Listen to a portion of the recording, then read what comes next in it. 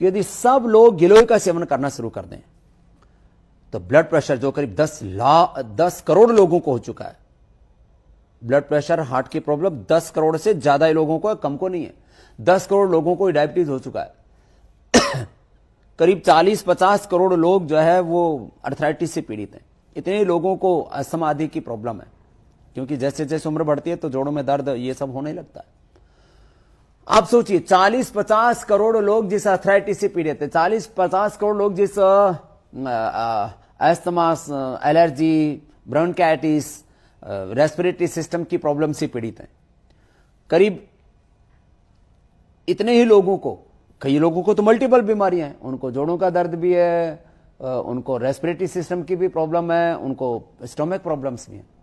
एक साथ वात, पित्त, कफ, 3 दोषों के लिए, अर्थराइटिस के लिए, अस्थमा के लिए, माने और जितने भी इंडाइजेशन की प्रॉब्लम्स हैं उनके लिए,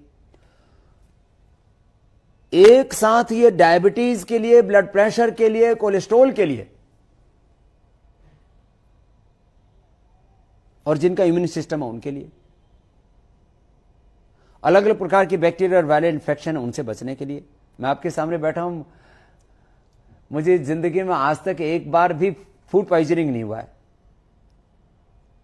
एक तो मैं प्राणायाम योगाभ्यास करता हूं और लगभग 20 लाख किलोमीटर की यात्राएं की हैं, हर जगह अलग पानी, अलग खाना है, सब कुछ होते हुए भी नहीं तो मैंने देखा लोगों को कभी न कभी पेट की तो प्रॉब्लम हो ही जाती है।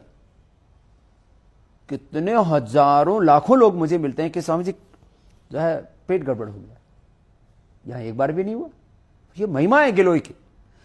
मैं चाहता हूं इस देश के लोग मात्र गिलोय का सेवन करना शुरू कर दें तो इस देश के लाखों करोड़ रुपए की दवाइयों का खर्चा बच सकता है और इस देश के लोगों को बीमार होने से बचाया जा सकता है।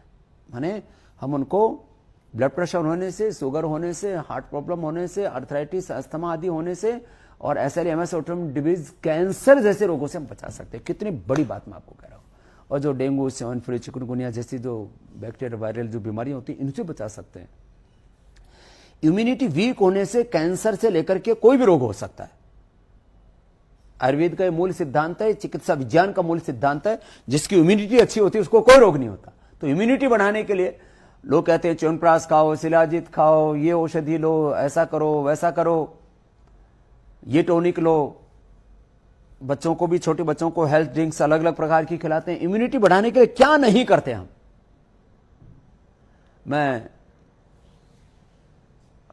कल ही प्लेन में बैठा था तो मेरे बगल में एक काफी सीनियर आदमी थे, चतुर्वेदी थे। वो मेरे से पहले तो बोले स्वामी जी आप कम से कम चारों वेदों का परिचय आपने करा दिया। छोटे छोटे बच्चे जो है वेद की ऋचाएं बोलते हैं, हमें बहुत गौरव होता है। हम चतुर्वेदी होकर के 4 वेदों में कितने मंत्र हैं, 4 वेदों के नाम तो फिर भी सुन सुन के याद कर लिए, लेकिन हमें बोध नहीं 4 वेदों की कम से कम संहिताएं, उनका सामान्य हिंदी का अर्थ आप जरूर छपवाएं और हमको उपलब्ध करवाएं। मैंने कहा ये 4 वेदों की संहिताएं हमने प्रकाशित कराई पतंजलि पीठ की ओर से। कुछ और लोगों ने भी इसमें बहुत प्रयत्न किया है।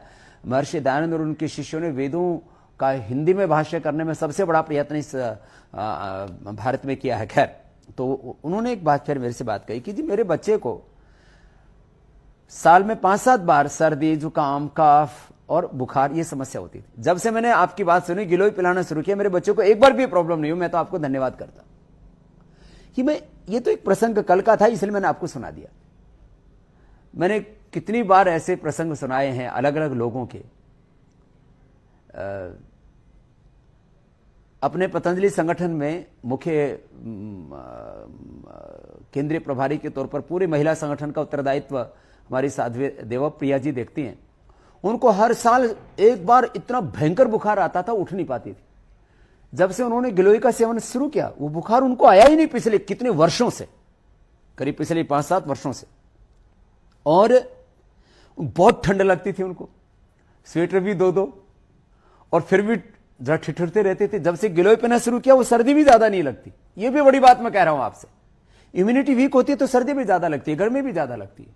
हाँ, मैंने रेणु बहन जी का भी उदाहरण दिया। मैं कितने लोगों को जानता हूं। मैंने दिनेश का उदाहरण दिया जिसको डॉक्टर ने कह दिया था कि अब तो तुम मरने वाले हो, उसका इतना प्लेटेट डाउन चला गया था, उसने अपोलो हॉस्पिटल में रहते रहते ही गिलोय पी और वो स्वस्थ होकर के आ गया। ऐसे तो कितने उदाहरण हैं मेरे सामने। रुद्राक्ष जो बच्चा था, जो ब्लड कैंसर था, वो बच गया। हमारे जायसवाल जी कलकत्ता वाले, उनके बेटे को भी प्लेटलेट कम हो गया था, वैसे कोई प्रॉब्लम नहीं थी, तो प्लेटलेट उसके बढ़ गए, आज वो बच्चा एकदम स्वस्थ है। खैर, गिलोय तो ऐसी चीज है, मैं कहूंगा हर घर में गिलोय या लगा लीजिए, पौधा लगा लीजिए। हमारे कार्यकर्ता भी बहुत बांटते हैं गिलोय को।